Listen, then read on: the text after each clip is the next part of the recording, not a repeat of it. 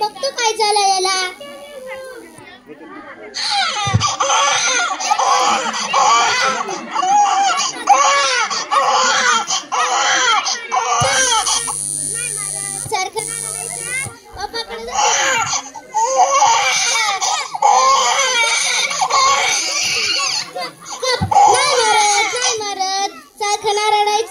पप्पाकडे जातो का?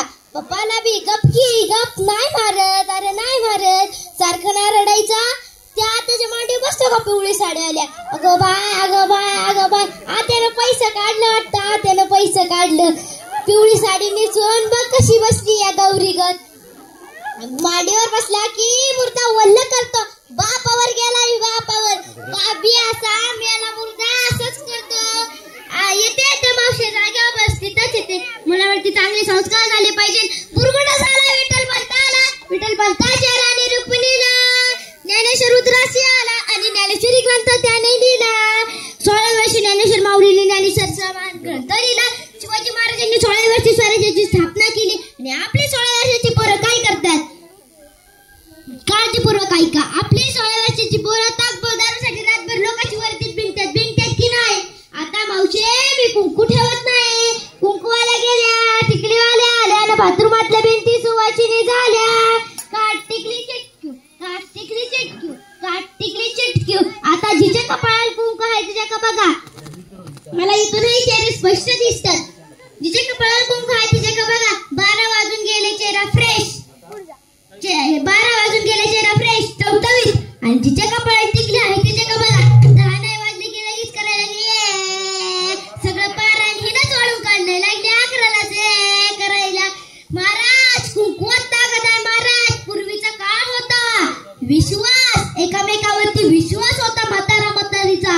80-90 वय झालं तरी म्हातारा हलत नव्हतं. 2 वेळा पॉझिटिव्ह निघालं तरी हलत नव्हतं. म्हातारीच्या कुंकवात ताकद होती. घरची वैतागली तरी जायना म्हातार. 2 वेळा पॉझिटिव्ह निघालं तरी जायना. महाराज म्हातारीच्या कुंकवात ताकद होती. आता लग्नाला 7-8 फटाक झटक झाली. बिना बोर्डाची गाडी बिंगायला लावू का चल दिंडीला. नावात ताकद आहे महाराज. एका म्हातारीनं तिच्या नातीचं नाव लाड लाड पप्पी ठेवलं. लग्नाला गेली पप्पी, यात्रेला गेली पप्पी, जाय तिकडं म्हातारी संग पप्पी. एक दिवशी म्हातारीचे काय मनात आलं, तिच्या नातीला घेऊन म्हणजे पप्पीला घेऊन गेली पंढरपूरला. आणि पंढरपुरात तिने बोर्ड वाचला सुपरफास्ट यात्रा स्पेशल पंढरपूर. आणि काय गर्दीत तिने काय विचारच नाही केला. काय गर्दीत डायरेक्ट शिरली आतमध्ये. आणि ना तिची नात तर खालीच राहिली.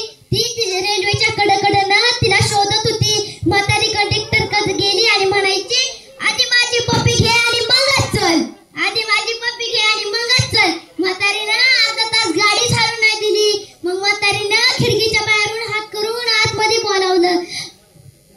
तो कंडक्टर म्हणायचा ओ आजी असं चालत नाही बसमध्ये, तुम्हाला कळतं की नाही. आणि मग ती पप्पी आली आत आणि मग तो म्हणतोय ही होय तुमची पप्पी.